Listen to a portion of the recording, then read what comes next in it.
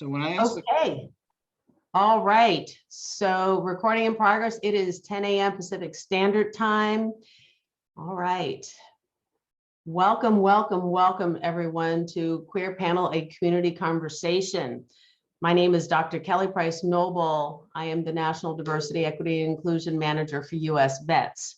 Our mission is to end veteran homelessness in the United States. The streets are simply no place for veterans, no place for many men and women who volunteered, giving themselves and their youth to protect our great freedoms. We believe all veterans deserve every opportunity to live with dignity and independence. It's our duty at U.S.VETS to deliver on our promise to always serve those who've served. So why are we choosing Queer Panel, a community conversation? Queer spaces provide the LGBTQIA plus community a place they can go feel safe from violence and ridicule, to lower the physiological and psychological defenses many erect with great effort. They also provide an opportunity to meet other people within the community. Inclusivity is what counts. Diversity, equity, and inclusion is not just a black and white thing, it's about demographics, leveling the playing field so all people may be free from bias or favoritism, providing equal access to opportunities and resources for people who might otherwise be excluded or marginalized. One of my former instructors, no judging and no counting on fingers, Shirley Chisholm, said, if you are not invited to the table, bring a folding chair. Today, I have the great pleasure to introduce 5 wonderfully brave people who have chosen to share their lives and help others as they make their way through the labyrinth of the social order. Our moderator, TJ Senguin, our panelists, Amy Lambre, Ramona Laughingbrook-Webb, Mary Yuri, and Dr. Paul. Their bios have already been forwarded to you. Without further ado, TJ, just please take it away and start this wonderful panel. All right, thank you, Dr. Kelly. Good morning, everyone, or afternoon, depending on the coast that you're on. My name is TJ Seguin. I'll be the moderator for this wonderful panel of folks. I'm super excited to help Dr. Kelly with this and also to get our voices out there as LGBTQ plus folks along the gamut, from veterans to non-veterans to doctors. This is going to be an awesome conversation. As a moderator, I will be keeping time on folks, but know that any questions that you have towards the end of the panel, we're going to have time for Q&As while we end the panel. So without further ado, I'll ask the first question, but I'll go ahead and answer it as the moderator first, so that way you kind of know who I am and where I'm coming from. The first question for our panel and myself is, who are you? Again, my name is TJ Seguin. My pronouns are he, him, his. I'm a transgender veteran. I served from 1995 to 2005 in the U.S. Navy, HUYA Navy. I'm currently a federal employee, as I said in my little bio. Please note anything I say here is of my personal opinion and not the opinion of the United States government. I'm a comptroller, I'm a budget nerd. I also do falconry, which is a very, very strange hobby to have, but it is really, really cool to fly big birds. I am a single father to a 100-pound pit bull American Bulldog mix, who you may hear in the background making some noises, so I do apologize for that in the beginning. And again, I'm super excited to be here. And so I'm going to go ahead and call on our panelists to introduce themselves. Don't forget your pronouns and your really fun hobbies in there. And if you do any falconry, please let me know. Let's go ahead and start with Mona. Hi there, thank you for having me. Excited to join you. My name is Ramona Laughingbrook-Webb. You please call me Mona. I am Afro Creek Muskogee and Black Indian. I grew up in the South. Baton Rouge, Louisiana is where I claim is kind of the hometown. I grew up as a college brat, so I moved around a lot for my mother's career. I am a performance poet and a theater performance artist. I'm poet in residence at the University of California, San Francisco. I work for the hospital there and the National Center of Excellence in Women's Health and the Black Women's Health and Livelihood Initiative. I work on art integration into healthcare practices. And I am the joyful host of the San Francisco Pride Women's Stage 10 years in a row, as well as Oakland, former artistic director of the Queer Cultural Center, associate artistic director of the Queer Cultural Center. And yeah, excited to be present. And my favorite hobby is travel. So this pandemic has been a bit of a bummer for me. I love to travel around and look at art museums and things like that. So, but falconry is definitely more interesting. Well, you can always travel with a bird. Just know that they'll fly you anywhere. Thank you, Mona. Our next panelist, let's go ahead and go to Dr. Paul. Hi, good morning. I'm Dr. Paul Winfield. I'm from Baton Rouge, Louisiana, so I'm very familiar with Mona. I grew up in the Gifted and Talented program in Baton Rouge, which was basically legalized segregation. But through that experience, I had my very working middle class Black home life in this segregated school system. And so growing up, I always saw this huge contradiction and this huge difference that was a result of poverty. And so my path has been to understand poverty, understand the causes of it, and to develop solutions. So that took me on a wild international educational career, looking at economics and international relations, and finally landing on international development, which is where I got my PhD. And so I've done a lot of things professionally. My last big role was the Chief Diversity Officer for Restore Louisiana, which was a disaster recovery program for biblical floods in Louisiana a few years ago. And so, yeah, my hobbies are travel and swimming and spending as much time at the beach and practicing yoga. So thank you so much for having me, and I look forward to this great conversation. Awesome. Thank you, Dr. Paul. Definitely yoga is a winner. Don't do it with the falcon, though. That's a bad idea. That's a bad idea. All right, next we'll go ahead and have Megan chime in on tell us who you are and you know, if you do any falconry. No falconry. So I'm Megan, was born and raised in Phoenix. I am a Navy veteran. I served during kind of a weird time. I got to witness the Don't Ask, Don't Tell get repealed, which was an awesome step in the right direction. But then I also got to serve under the trans ban. So we kind of went backwards in a few years.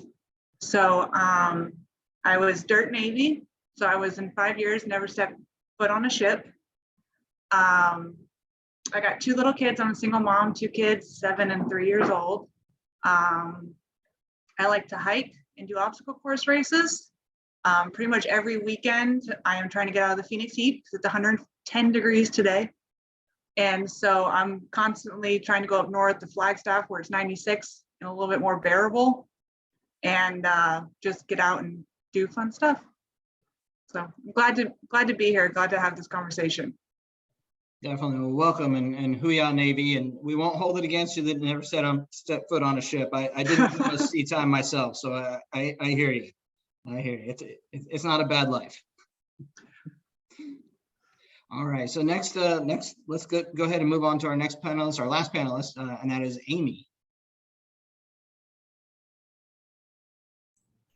Hey guys, I'm Amy. I'm down here in Houston at U.S.VETS. I currently sit as an outreach specialist for supportive services and veterans and families. I have an incredible team here, just plugging away on helping these families of all everywhere, like all diversities and everything. And that's what I love about this so much, and working in the department that I do, is because I get to help all kinds of people. But there's certain ways that we need and resources that we need and education and guidance on how to treat certain sex of people, such as our LGBT that I fall into, and our women's services. So I'm real pro that. I served in the Navy, Desert Storm era. I do resonate with several of you guys on here because we're Navy, and also my Louisiana folks. I'm from Natchitoches, Louisiana. I'm proud. Y'all from Baton Rouge and down south, but we all claim the state of Louisiana, so we're all good on that. I was a journalism major in college and communications. I have a vested interest in policy and procedure and kind of the way you streamline services to make them more efficient. And so I am going to be going on more of the macro level of social work in the future. I want to work on a bigger level, maybe at the VA on streamlining programs, you know, and making sure they're more efficient, whether it's on a legislative level or, you know, just a government-wide level.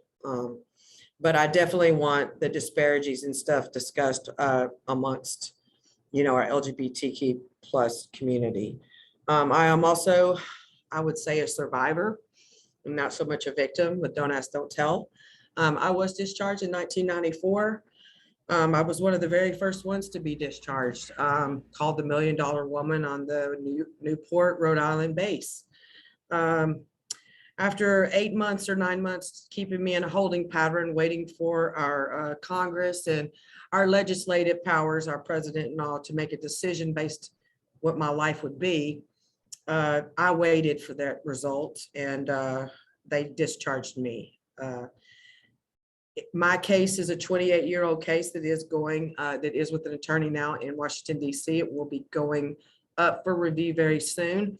We do feel like we're going to be winning on this as well. And because of that opportunity, I was presented an opportunity in the future to highlight the Don't Ask, Don't Tell era by being a panelist on a CBS investigational report that will be coming out this summer with producer Jessica Kagu. So I'm super excited to actually just tell the story about what happened to the 14,000 people that were discharged and where they are today in their appeals, in their awarding of disability compensation and upgrades, or just how they are in their mental health, because it needs to be righted. The wrongs need to be righted. So I hope to shed a lot of light on that. And I feel fortunate enough to possibly be a sort of like a trailblazer in that area. And I hope to do that. And I invite you all along with me. Lastly, I am on the council, the Veteran Engagement Board for the Gulf Coast region here in Houston site out of the United Way. I'm a co-chair for the Justice Involved. I enjoy helping our incarcerated veterans here in Harris County Jail. I work fluidly with Harris County Veteran Services and U.S.VETS on the housing piece and the mental health and clinical work program. I'm all about reentry and engagement, and yes, policy and procedure driven. It can be done, and I think we just need to help people all across the board, and that's why I'm here. Thank you. Awesome. Thank you, Amy. And yes, reentry, I work for the military prison. I work for the brig. I have for 17 years. And reentry for our incarcerated vets is key to making, I mean, people are going to live next door to us, so we want them to have the best life that they possibly can have. That's for sure. It works. It works. It does. If we work the programs, we work it. It works. So thank you. Thank you. Thank you.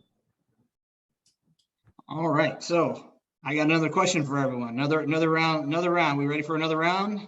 Thumbs up. Kuya Navy. All right. All right. So the next question, we want to dig a little deeper. Okay. And I'll go last on this one, I promise.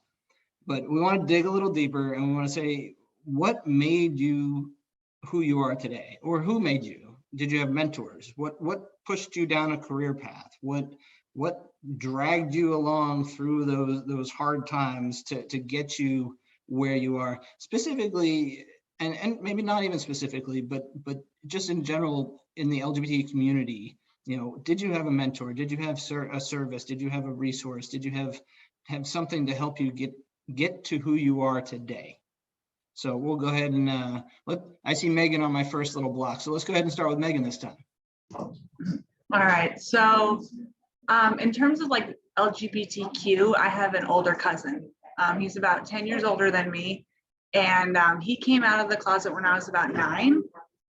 And I remember, and it was really difficult for him because my whole family is very Catholic. And so he was very fearful of coming out, but everyone accepted him. So it kind of like, I already knew what to expect. And so like, I'm one of the few people, I never technically came out of the closet to my family. It was just one of those things that I knew that they would accept me if I brought home a girlfriend or a boyfriend. And so, and we've had conversations, they've always known, it's just something was that never needed to be said. So that was a big part of my family. Like I said, they're very supportive, which a lot of people aren't fortunate enough to be able to have.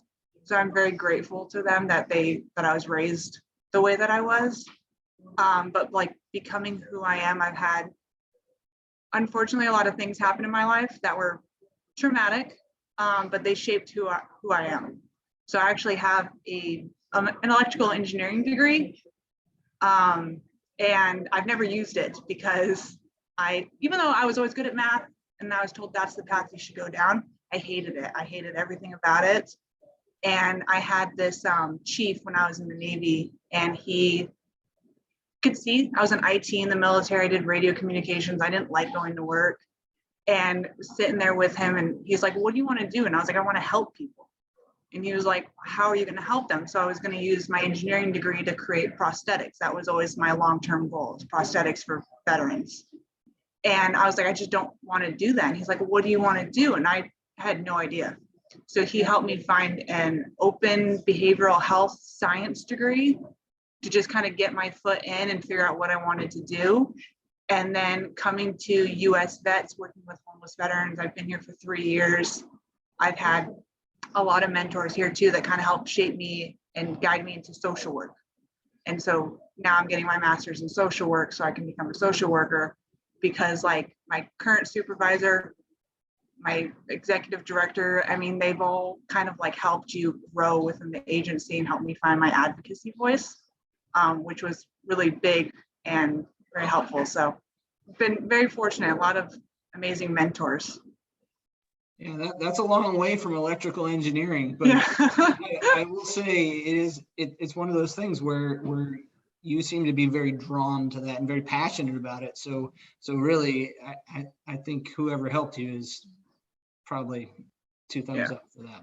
I get a couple of my friends always tell me that I'm the smartest, stupid person they've ever met, because I could be making 6 figures as an electrical engineer. The Navy paid for all my certs, so I could be in IT today if I wanted to, but I just don't want to.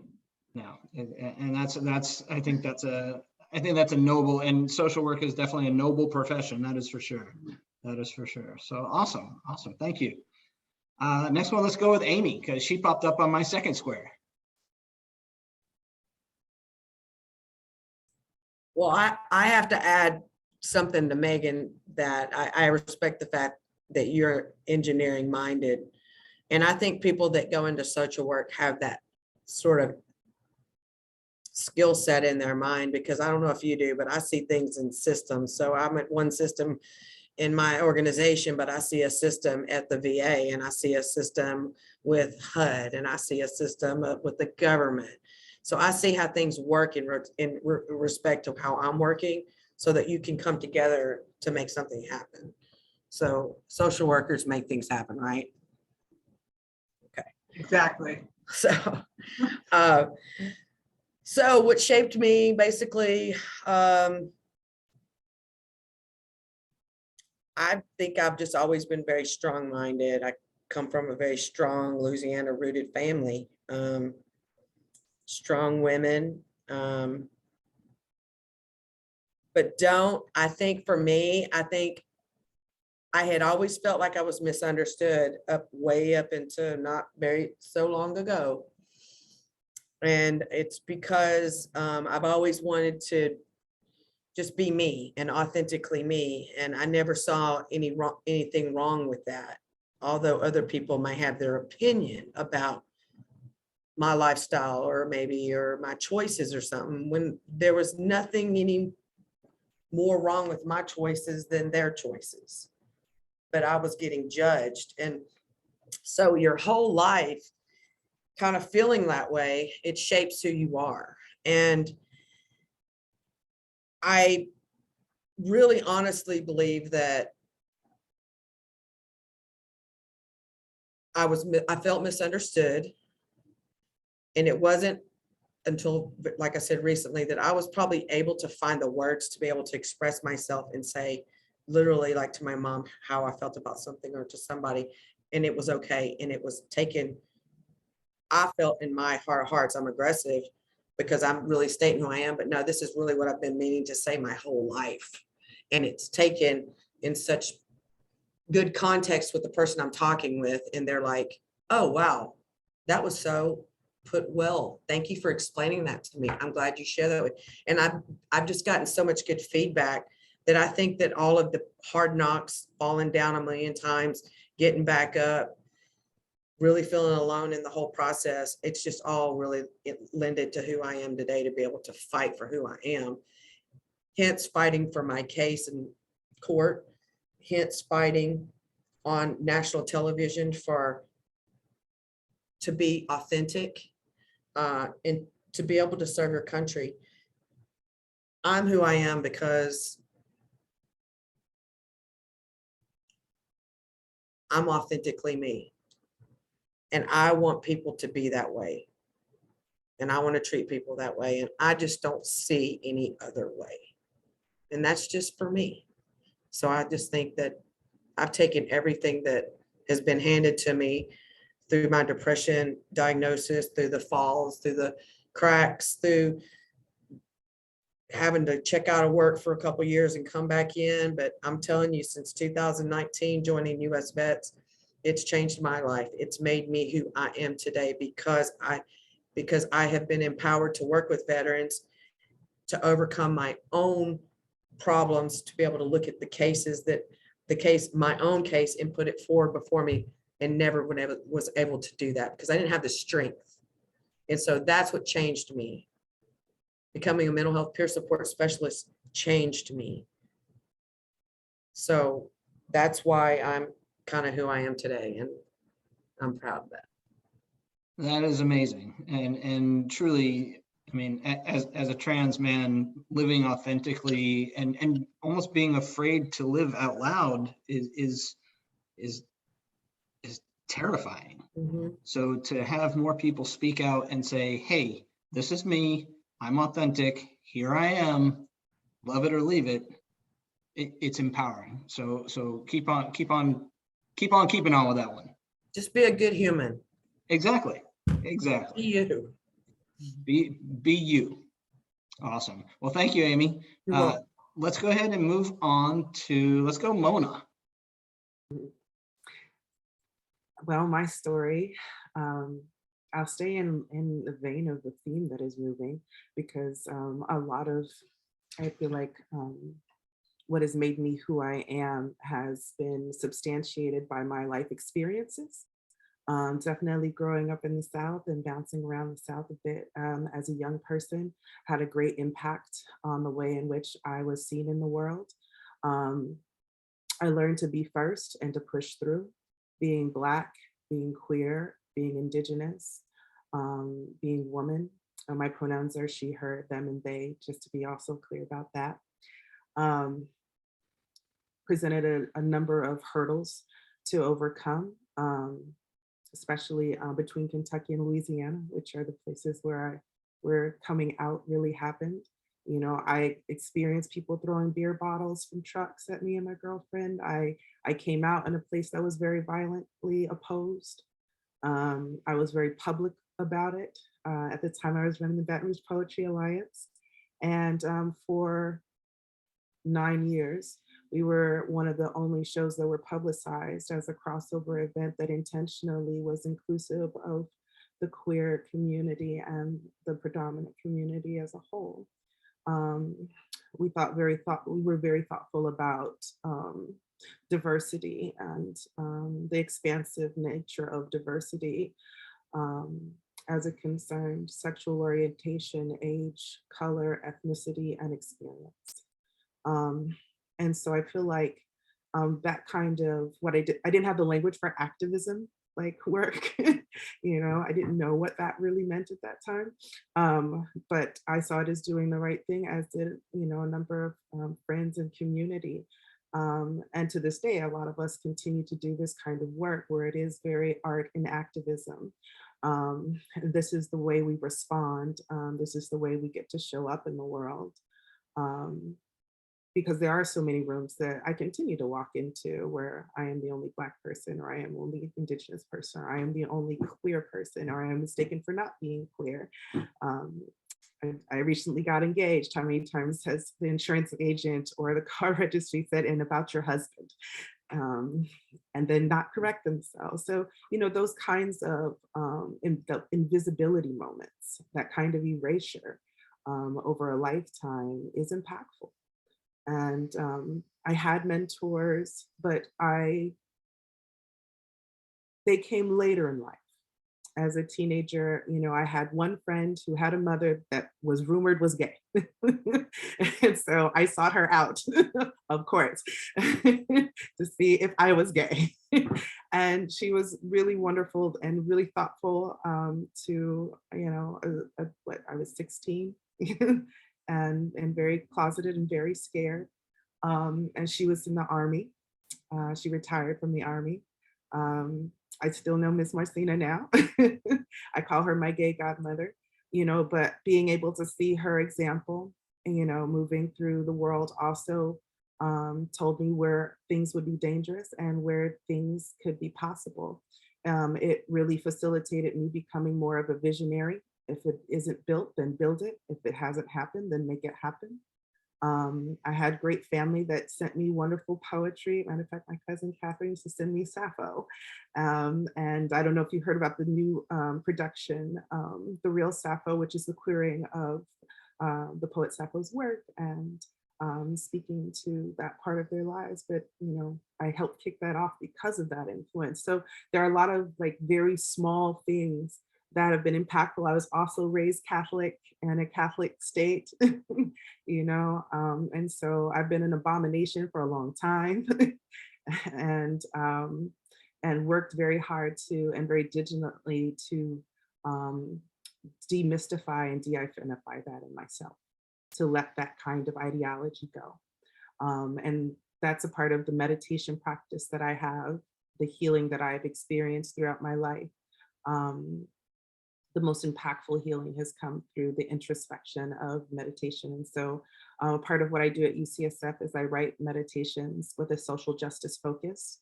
This is a part of the way that my art integration into healthcare works, moving us into a place of calm and subconscious goodness and equity and inclusion.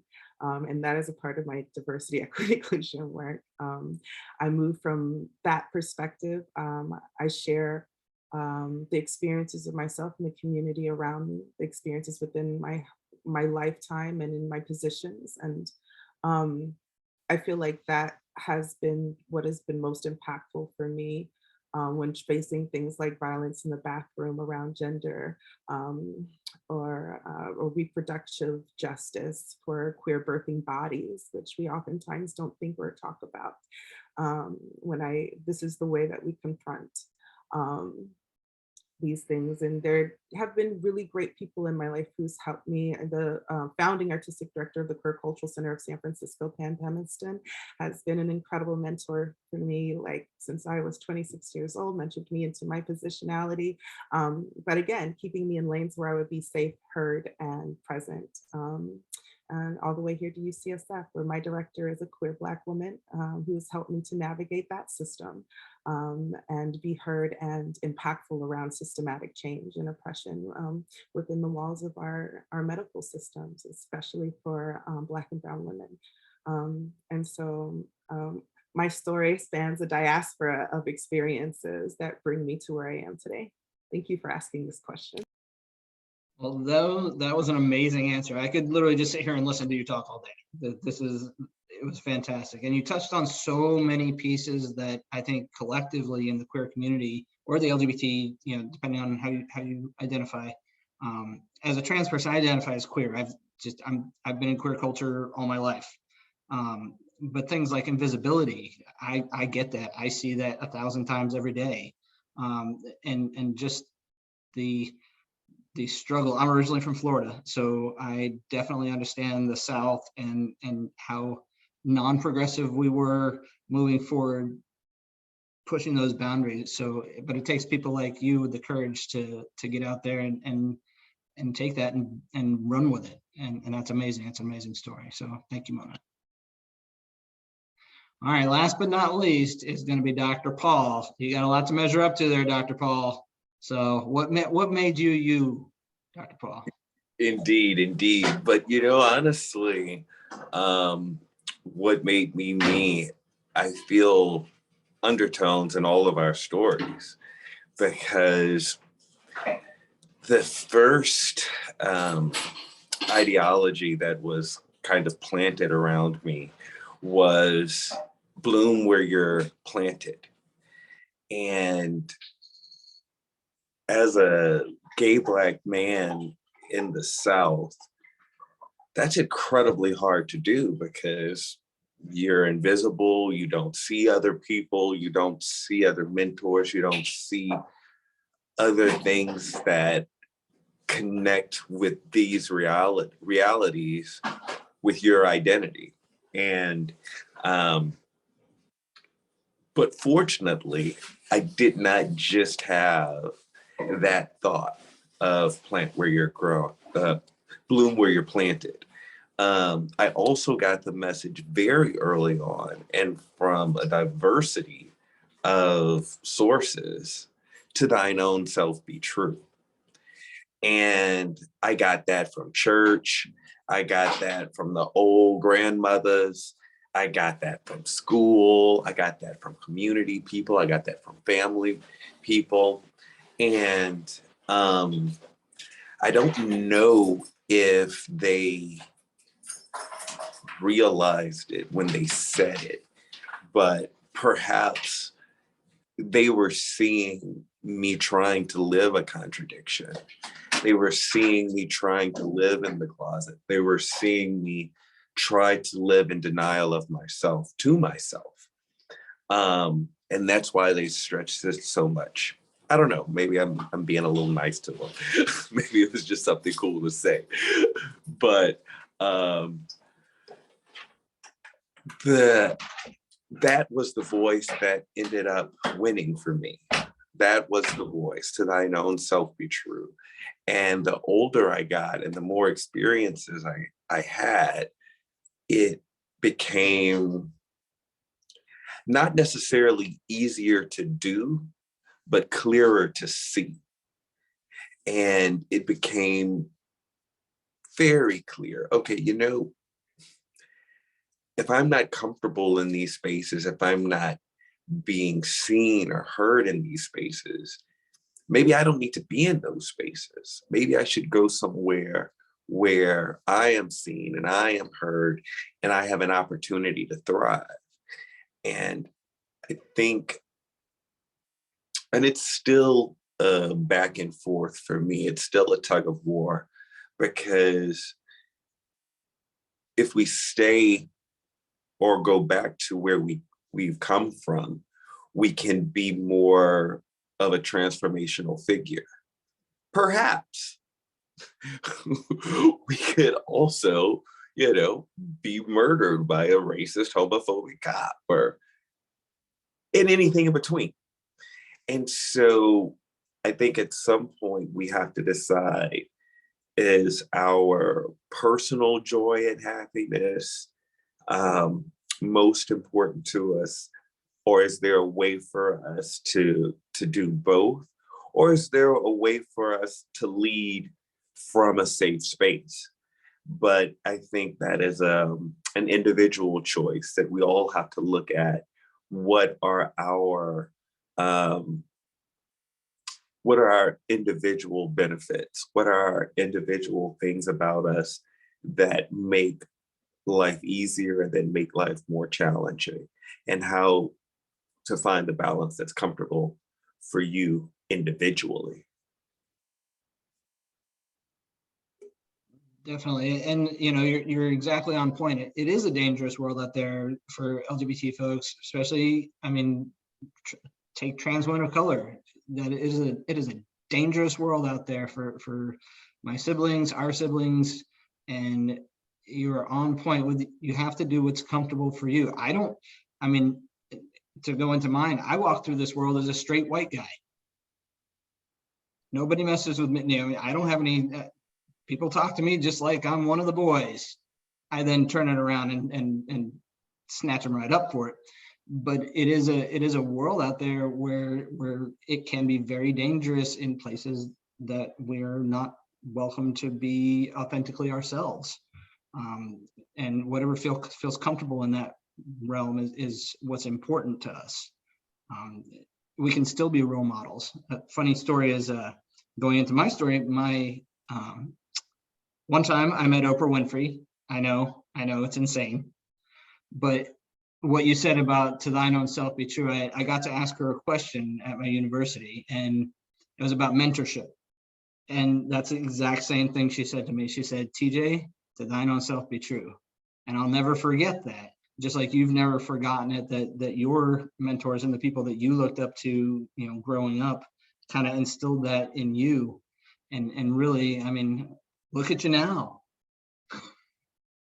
You know, so awesome. Thank you, Dr. Paul. I'll tell you my story in a 1 minute snippet. I served the Navy not in this body.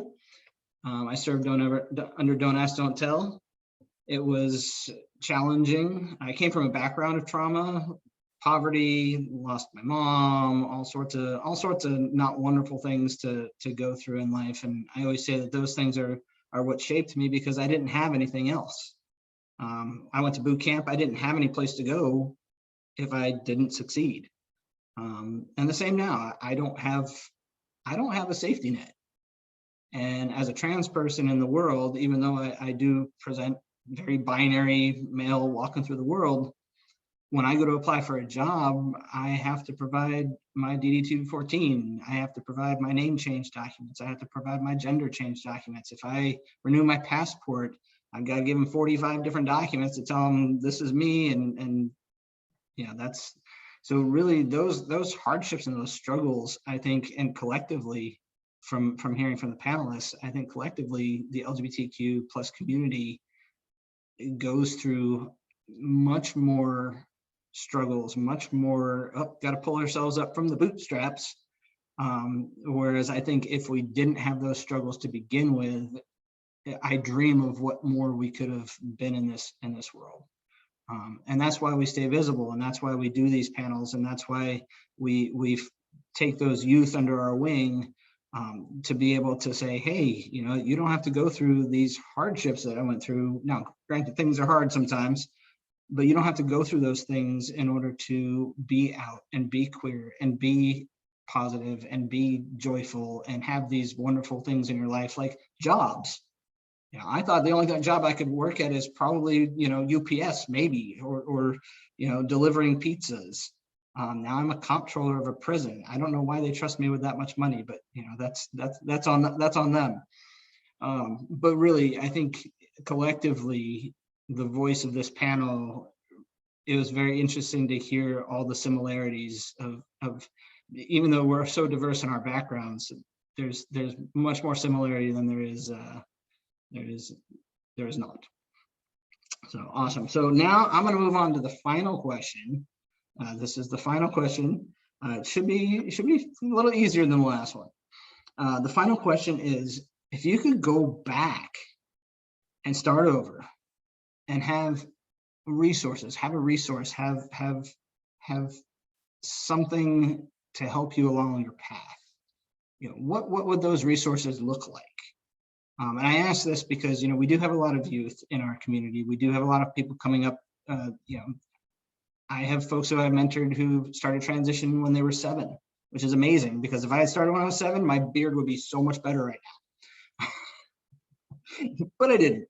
But those youth, you know, they're having much more advanced resources than we did. But what resources can we think of that would help us as a youth that we could try to implement and share with them. So I'll go ahead and let's go ahead and start. Let's go ahead and start back with Dr. Paul, since you're on my screen first. All right. Well, you know, I think one of the best messages that have come out, not recently, but more recently, is it gets better. And I think if there was a way, like we've got this new, 988 suicide hotline, if we could do a 900 for, I just need a little help. Not, I'm about to kill myself, but I just need a little help because I think I'm having thoughts, or I think I'm having feelings, but I don't know anybody else who's having these kinds of thoughts or feelings. It gets better, and you can do it. You can be queer and have a professional job. You can be queer and run a business. Like, because I think in my growing up, and from what I hear of the panel, it's a shared experience, there just wasn't much visibility. And now there's more visibility, but it doesn't, it's not necessarily connecting to, I think it's connected to you can survive, but it's not connected to you can thrive. And I think if there was a baby step between being a kid, being a young person, and like a guidance counselor or something like that, that in between step that says, yeah, you too can make it. Completely concur. You know, back, I mean, I'm dating myself, but back when I was thinking about coming out, you know, I came out as a lesbian when I was 14. That was in 1990, maybe. Ellen hadn't even come out yet. Yeah, so really having that visibility and having those people, you know, progressing our professions and being out in the workplace, if we feel safe enough to do so, can really, it can make a difference in somebody's life that we may not even know is watching us as a mentor. So awesome. Thanks, Dr. Paul. Let's go ahead back to Amy. Amy, still with us over there. Yeah, so basically, propose your question to me again. Sure. So the question is, if you could go back and have resources available to you to push you along your path, what would those resources have looked like? Okay, so I kind of agree with the last gentleman talking because, you know, I'm 50 years old, and you get to, you know, your mid 40s, and, you know, you've done all this life, and you've been you've tried to live as authentically as possible to break through all the barriers pretty much on your own, maybe with a little influence from folks along the way, maybe probably not as encouraged as discouraged in community and society. So it's a little tough. But the thing is that when you, I get sidetracked because I want to talk about two different issues here. I feel like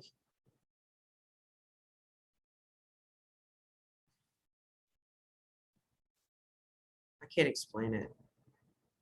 I'm a little stuck. Okay. Do you want me to go to someone else and you can? Yeah, go to somebody else because I was in. Yes. Yeah, that's the easiest thing I'm gonna do all day, Amy. Yeah, come back to me. All righty. Let's go ahead. Let's go to I Mona. gotta pinpoint this. Yeah, it is a deep question. And it does take you in a lot of different directions. I mean, there's so many resources that are available to us now that were not before. You know, I live in, well, I straddle between California and Chicago, but I, you know, work in California and San Francisco. So I work in a hub of a cultural shift, but I am from a place where these ideologies are not necessarily as accessible, or the resources that I have available to me, and especially in the workplace and as a full-time working artist in a very expensive industry, like where survival is a really real thing. And that is, these are the things that I wish that I'd had available to me as a young person, as a younger person, being able to chart my pathway through life, or have a vantage point that suggested you could have a queer family model. I didn't see queer families being honored in public. I did not see queer marriages being honored in institutions. I did not see queer reproductive health even being addressed anywhere. You know, there was only one way to have a baby, and if you weren't doing it that way, then it was wrong. That was how I was, you know, raised, and those were the thoughts that were perpetrated and perpetuated in my life. And so there was this constant need to fix some part of me in order to have what is seen as a full life, a happy life, a life that is fulfilling, that is seen where I could be seen as dignified, where my humanity is not erased, where my culture is something that is an advantage and not seen as a disadvantage, that I'm coming from a perspective of being able to push through powerful and move adversity versus this being the glass ceiling and it is your absolute stopping point as a queer person. You can have this job if you are not out. I've been fired for being open with it. You know, I also came out when it was not cool. So, you know, like, you know, I've been removed from spaces. I didn't have the language to say, no, you can't fire me for this bias. So I wish there had been a pathway of figuring out what that livelihood looks like. What do you do when somebody does something egregious that you should be suing them for? What do you do when somebody tells you that they don't want their children in the same room with you? What do you do when, you know, the church is telling you that you are not welcome anymore, even though you grew up there? You know, what do you do with that? You know, because there's a certain level of erasure of family, you know, in that, and there's a church family, there's your community family, and then there's a family at home. And so just being able to navigate all of those places, and you know, we want in just the socialization process of as being a young person in high school and middle school and elementary school, you know, when you're just beginning to figure out that there is something else here, that you do feel a different way. Being able to have language available for that. So I feel like, again, I feel like these things come down to policy, systematic shifts, you know, the power of leadership, and most importantly, mentorship. Examples, visible examples in your universities, in your hospitals, you know, in the police force, you know, in your everyday interactions, visible interactions, not something that we are excusing, you know, oh, she's gay, but versus she's gay and, or they are gay and, you know, this being seen as something that is to be championed and to be respected and to be embraced versus continuing to just move the sociolinguistic language of negativity, removing stigma just from language. You know, these are the kinds of things that I wish I'd had somebody to in a very focused way say, this is what you do when this happens. This is how you avoid this. They are going to call you this, and this is how you're going to respond. This is when you will be silent, and this is how you will be loud. So, you know, points of disruption of this kind of like deep negative impact when it comes to the social experience and when it comes to the emotional and educational experience, you know, grad school, and all of those things become a part of that journey. So if there were things that I could change, they'd be along that landscape. Excuse my long answer. No, that answer was wonderful. I think, you know, you're right on the money. It's about not being the butt you know, he's trans, but he's cool. You know, like that's not okay. And we need to change that. We need to change that perspective of folks. And the way we do it is exactly what we're doing now, is being out there and being authentic. And it's amazing. It's amazing. So thank you. Let's go ahead and go to Megan. So my answer is very similar to Mona's. I agree with everything that she said. I think one of my biggest thing is that language, knowing what to do when you're presented with something, because sometimes I lay awake and I think of the injustices I witnessed and I just didn't know what to do in the moment. Especially like, I didn't know if I was overstepping my bounds, is it within my place to say something? Especially in the military, watching like when the trans ban first started. In the military, the first thing they tell you is that you don't have a right to an opinion anymore. And so I sat there and watched people that I thought I was cool with suddenly start trash talking trans individuals. And just sitting there, and in my head, I was like, oh, okay, we're not cool. And that was the end. I work with them, but we're not friends. And I didn't want to be associated with anyone like that. But I didn't know what to do in the moment. I didn't know how to respond to that. And it's one of the things that I took. One of our clinical therapists that was here, she said to me one time that you are right now who you needed as a child. And it's something that I always say to myself, I say to my friends, and I internalize it as a parent too, and took that with my kids. The same thing with my family. We never talked about the issue. We never talked about problems. If abuse was taking place, it was one of those things you just don't talk about it, you know? And I took the complete opposite approach with my children. You know, I get it from my parents. They're Republican Catholics. I love them to death, but every once in a while I'd get that comment when they were first born about how I'm raising them to be these little liberal snowflakes that you hear all the time. And even within my family, they've kind of moved towards that liberal side. And so just by me teaching my kids a different way, by reading them different books, like my son is 7 and I've been reading him Anti-Racist Baby for the past 2 or 3 years. He loves that book. And so now he's 7 and he sees something and he just automatically, he'll be like, that's racist. Or he'll see something, he's like, that's homophobic. And he'll go around and he gets angry and he's like, smash the patriarchy. And he's like going off. And so he's able to kind of have those things now that I wish that I had growing up. So that's always really awesome to see, is to see that it is getting a little bit better. And I'm hopeful that like today's youth, when they're having conversations like this, it'll be more of like, well, I don't recognize this older generation struggles because I didn't grow up in a time like that. You know, like Dr. Price always saying, moving that needle. So. Exactly, moving that needle so they'll have their own struggles. I mean, I struggle with just like Instagram, so they're going to have their own struggles to go through, but let it not be about who they are as people. And exactly, so awesome. That's awesome, and it's great that you're reading those books to your kids. They're going to be our future. They're going to be our future. So awesome. So next and last for this question will be Amy. All right, I'm ready. I'm sorry, I got a little sidetracked on that question because I honestly feel that you know, I was 22 years old when I was discharged under Don't Ask, Don't Tell. So I was quite young, went in the military to have a better opportunity to become something great, go to college. I always had those goals. I was in college before I even went in college during, and I was doing everything right. And here you go with this big witch hunt. Now we're going to kick you out, but we're going to use you as a pawn to, you know, we're just going to put you over here till we get legislation, and we're going to terrorize you. And so the torment and the trauma, the PTSD, the mental breakdown, depression, everything afterwards was horrible.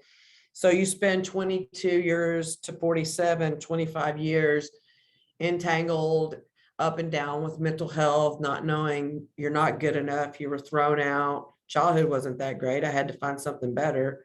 You become an overachiever, go to college, get 2 degrees, you know, keep on working, but you have trouble at work because your depression and anxiety, and then you just have your spells and you can't, you know, you dip in unemployment, you know, the whole gamut, right? Well, what I needed then and what we all needed was that 25-year gap that I just talked about. I didn't realize till I was 47 that I could do something about that. I don't know if I just had to have one last breakdown, finally go to the VA, which I did. They try to make it right now, but it's kind of late. But I can look back and say the last 3 years have been great. I've lived authentically. It does get better. You do the work and you never quit fighting. And that's exactly why this CBS investigative report's going to be done, because we have got to tell the story about what happened, because no one's ever talked about it. And but it gets better. So I could have used the tools along the way for 25 years instead of been, you know, they throw you out and then you're trashed. How do you get help?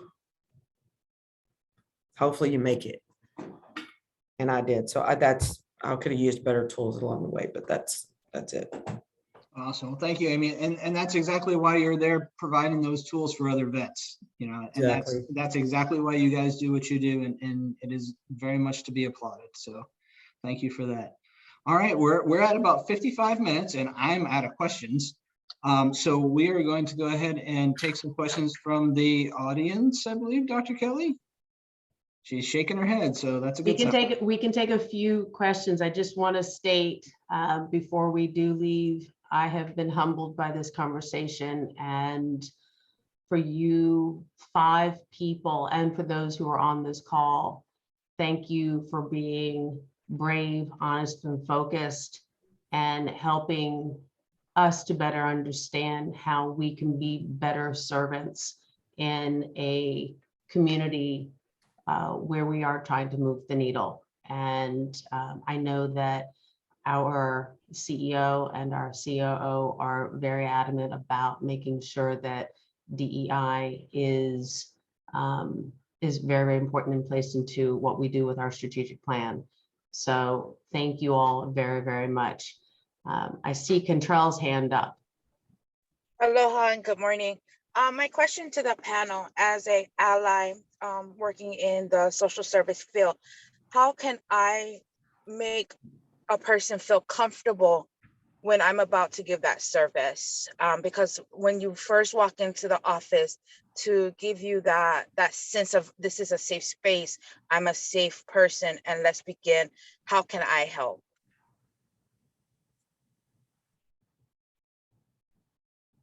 I can answer. So Control, I think a good answer to that question is a body language for sure. And also it's okay. And I know this for a fact, at least for myself and my transgender counterparts and my friends, they would rather explain to you exactly how things are and who they are and what their pronouns are and why they're that way than for you to assume something different or to make a mistake. You might as well just ask them. And honestly, because they're strong in who they are and they want you to know who they are. And I've been told on different things, and I might be LGBTQ+, but I don't know every little thing. And I have been schooled and I said, okay, thank you for explaining. And you know what? It's okay. So just be open and have a conversation if it comes up, but don't treat them any differently. And if their name is Paul, and he goes by Pauline, use Pauline and use she and her. You know, you acknowledge them the way that they want to be acknowledged. But if you don't know beforehand, it's okay to have that conversation and ask. And just to chime in there, from the trans perspective, And you're exactly it. Like, I would much rather come in and tell you who I am, where I started, how I got there. One of the things you can do, or two of the things you can do also, is put your pronouns in your signature line on your emails. That to me as a trans person tells me that you're a safe person for me to talk to. Also, while you're introducing yourself, hi, my name's TJ Sagai, my pronouns are he, him, his. Give me your pronouns. That also tells me that's a safe person. And it also tells me what your pronouns are, so I can tell you what mine are without it being a weird, pronoun battle. So yeah, so spot on. Just go forth and be your best self. One other thing is very much on the same lines is listen and respect the humanity. Like, hear what they're saying, listen to them, react accordingly. And the treating them as a person is huge, because it's immediate when you walk into an office and the person that does not respect your humanity, you feel it immediately. And then that's going to color the entire interaction, because they're going to have their guards up, because they know you're not really seeing them and you're not going to get the responses that you need. So it's going to be frustrating for you too. So listening, respect the human. Yeah, I agree with everything everyone said. Asking questions. I have a lot of people who ask questions because people might not know what pansexual is or demisexual is. It's okay to ask questions. Another thing too is like little odes all over the office. So like, we've got these all over our office. We've got one on our door, and then when you come in, it's on our lights. And I've just got extras printed out because it's very humid right now, so everything's falling off our door. And then other things too, like what TJ was saying, the pronouns. Like, I have a pin on here that has she, her pronouns. So that way everyone that I walk up to, one, knows what my pronouns are, and then, like TJ was saying, knows that it's a safe space. The only thing I can add to that is applaud the journey, celebrate the journey, celebrate the success of the present, celebrate where a person is and everything that is unfolding in the moment, bringing joy into the experience.